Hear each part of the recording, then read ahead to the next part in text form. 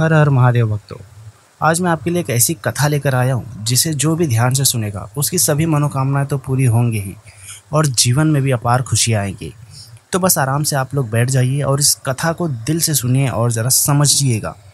एक बार माता पार्वती शिव से सवाल पूछती है, महादेव जी से सवाल पूछती है जो हर किसी के मन में लगभग लगभग आता ही है।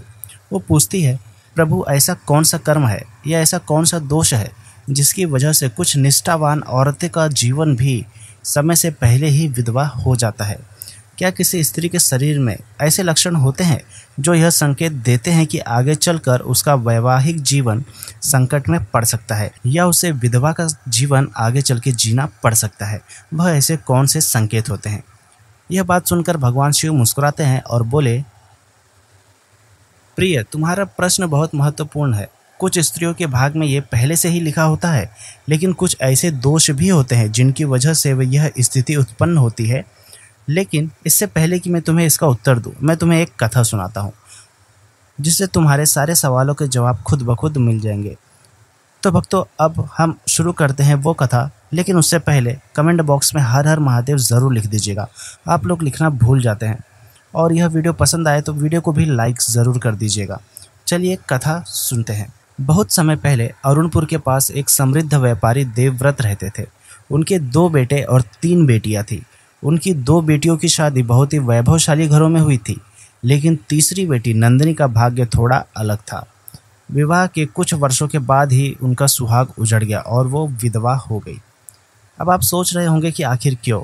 नंदिनी तो गुणी थी, सुंदर भी थी और निष्ठावान भी थी, लेकिन फिर भी उनके भाग्य में ये दुख क्यों आया? भगवान शिव कहते हैं इसके पीछे एक वजह थी जो उनके पूर्व जन्म से जुड़ी थी। नंदिनी अपने पिछले जन्म में काव्या नाम की एक ब्राह्मण कन्या थी और वह बहुत सुंदर लेकिन घमंड से भरी हुई थी। जब विवाह की बात आई तो उसने एक अजीब शर्त रखी, जो भी मुझसे विवाह करेगा उसे मेरे ही घर में रहना होगा, ऐसा उसने कहा। इस शर्त को सुनकर कई योग्य पुरुषों ने विवाह का प्रस्ताव ठुकरा दिया। लेकिन फिर एक दिन एक विनम्र और विद्वान ऋषि जिनका नाम आरव था, वह वहाँ भिक्षा मांगने आए। काव्या ने उनकी बुद्धिमान और सादगी से प्रभावित होकर उनसे विवाह कर लिया। शुरुआत में तो सब ठीक रहा, लेकिन फिर काव्या का असली स्वभाव सामने आने लगा।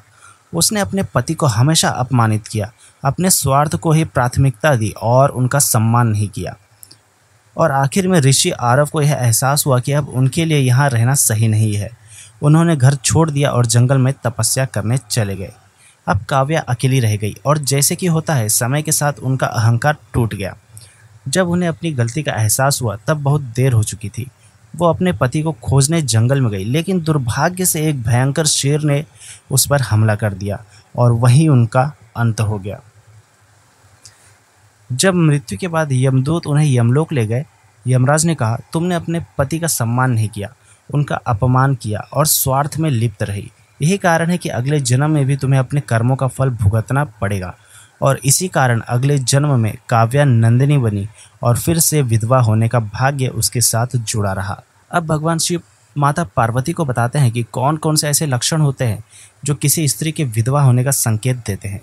अगर किसी औरत के पैरों में पसीना नहीं आता तो उसका जीवन संघर्षपूर्ण होता है। और अगर उसके पैर चिकने और अत्यधिक कोमल होते हैं तो जीवन में सुख समृद्धि की कमी होती है।